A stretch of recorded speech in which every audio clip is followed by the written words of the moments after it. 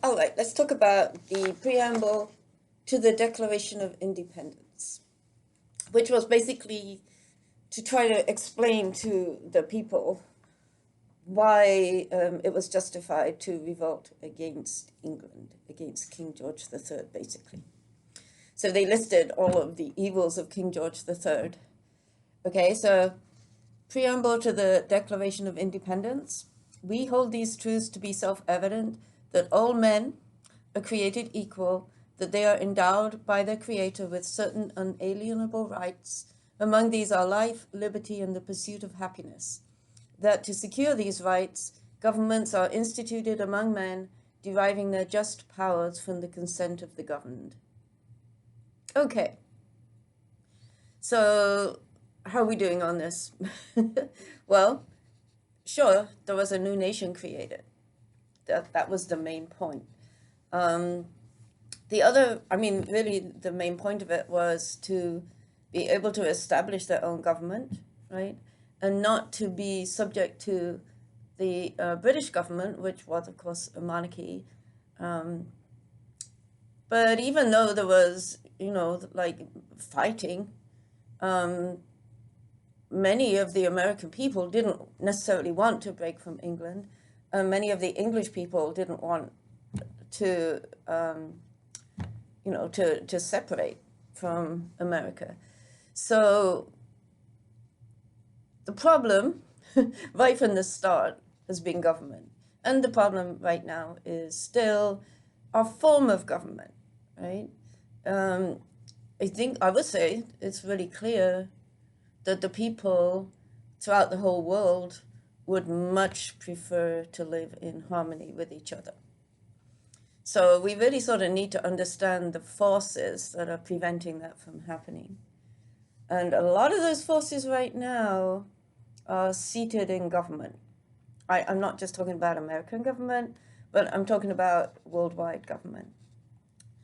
American government, surprisingly, could change, actually, and could be the most hope for the world. Right now, I would say that President Biden is trying to create more harmony throughout the world and has a vision in mind which would incorporate a harmonious world, right? I don't know that we're always moving towards that, but I think there are many forces moving us towards that, mostly coming from within the people. A lot of people in this country are really thinking deeply about a better future, about how to design a government, how to design our systems, so as to be much more inclusive and to actually fulfill some of the goals that America started with. So we hold these truths to be self-evident, that all men are created equal, that they are endowed by their Creator with certain unalienable rights. Okay, so right from the start,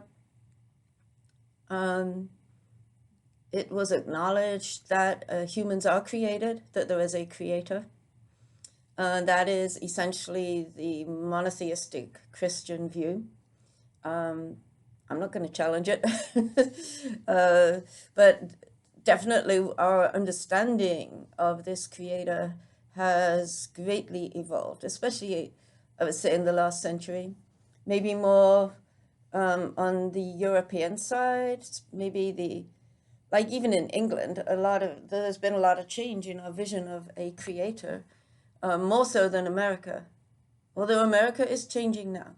So in England, we had certain writers like Alfred North Whitehead, who started to see the balance of masculinity and femininity in the Creator, who didn't think of the monotheistic God in the same sense as a patriarchal, masculine, judgmental figure, right? Became more of a distributed figure, a distributed force, which may sound very different, but when you put the two together, then you come up with something that is much more acceptable, I think, to modern humans. So we will talk about that. We're not going to talk about that right now. I just wanted to point out that right from the beginning, this country was created based on the idea that there is a creator. And based on that creator, then we have certain unalienable rights. So our rights are not derived from government, okay? Our rights are derived from our creator, according to the Declaration of Independence. And among these are life, liberty, and the pursuit of happiness.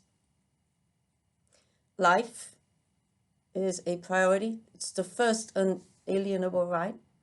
Liberty, we're talking about liberty. We're talking about active liberty, modern liberty. And the pursuit of happiness. But notice what is not there, and that is property. So there was quite a lot of discussion, obviously, about whether people had a right to property. And we'll definitely talk more about that, maybe not today, but we're going to talk a lot about economics in the next couple of weeks. So the problem is, though, how can you pursue happiness if you have no money? And if you're living in a country or a world that is based on money, which ours is right now. So to secure these rights, governments are instituted among men, not women, men, deriving their just powers from the consent of the governed. So we have to consent to a government, okay? And the purpose of the government is to secure our inalienable rights. That's good to know. All right, let's move to the preamble to the United States Constitution.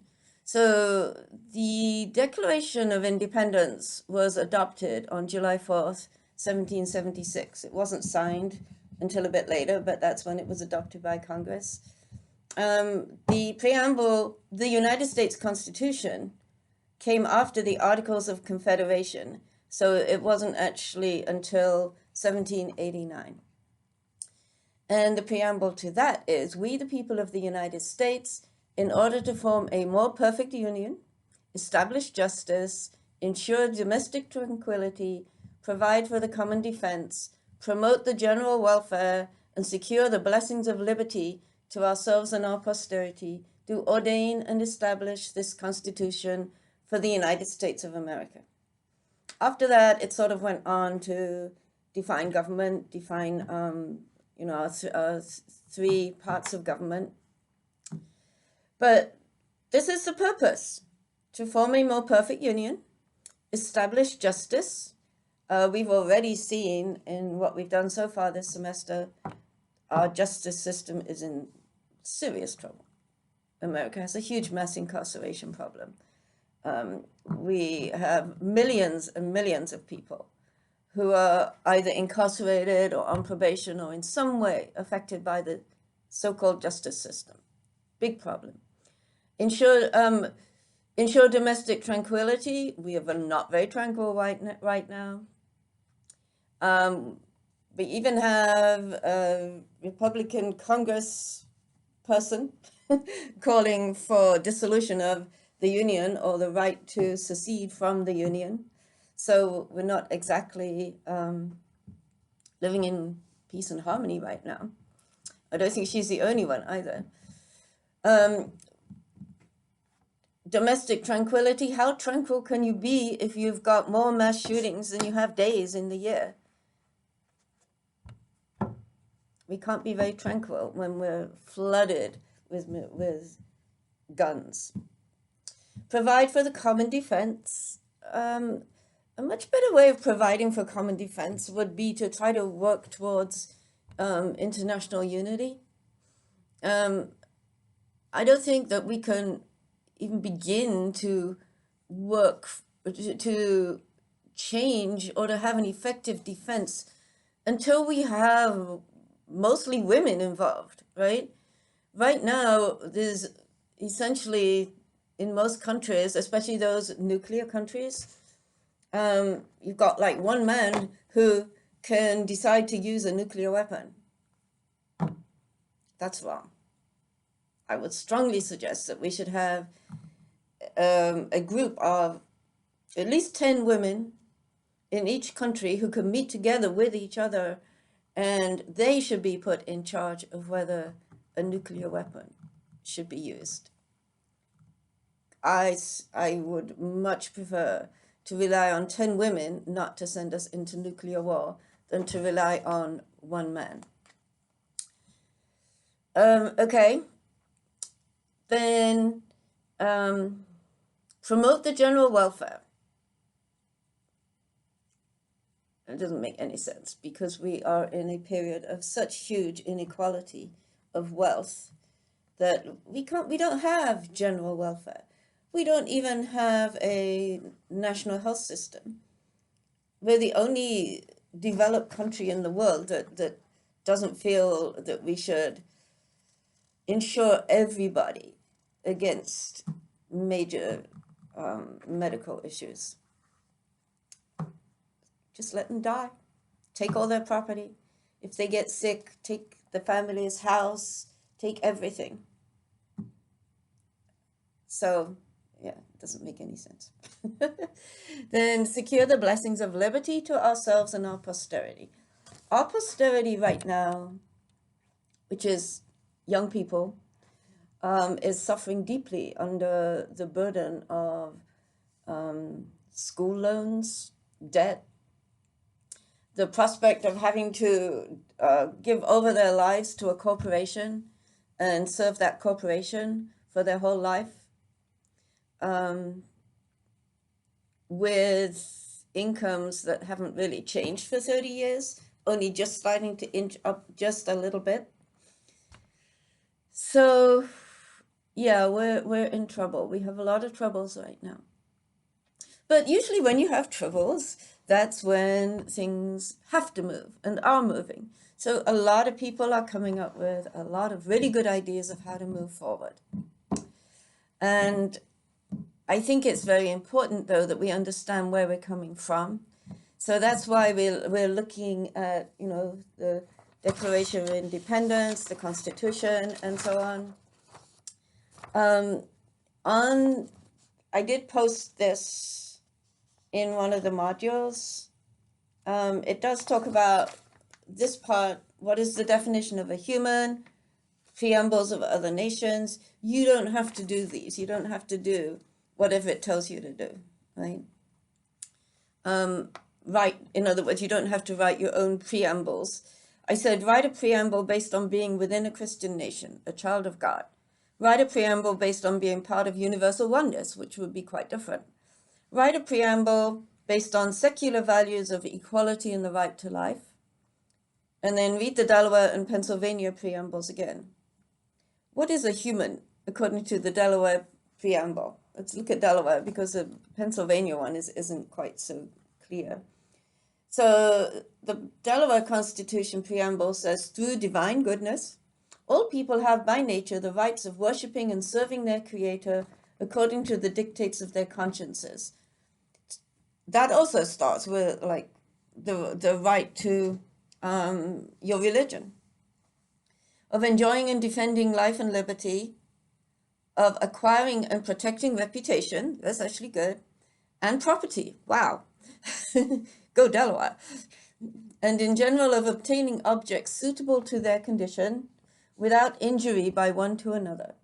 And as these rights are essential to their welfare, for due exercise thereof, power is inherent in them, and therefore all just authority in the institutions of political society is derived from the people and established with their consent to advance their happiness, and they may for this end, as circumstances require, from time to time, alter their constitution of government.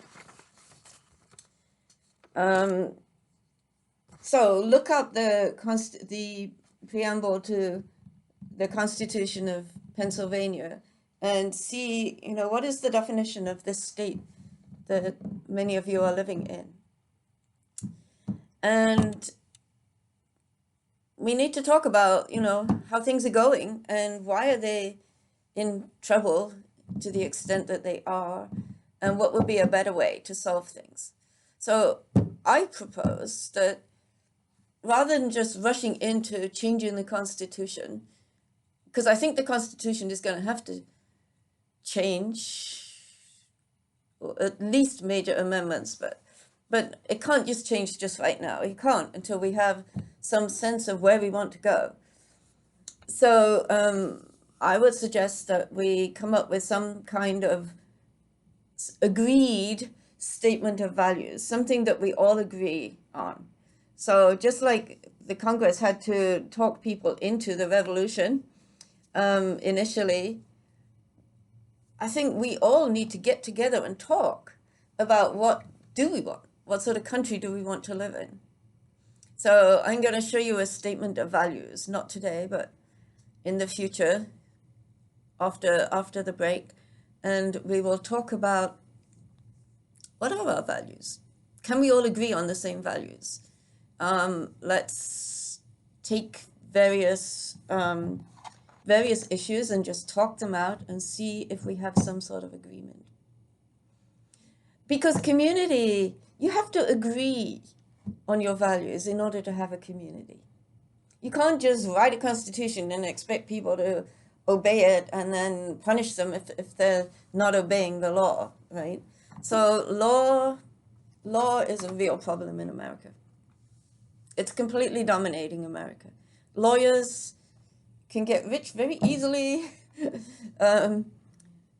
Judges have way too much power in the sense of they don't really have enough collective responsibility, right? I don't know that the values of each of all the judges are anywhere near the same as each other. So I think we need to really talk about that and discuss where we want to go. Okay, that's enough.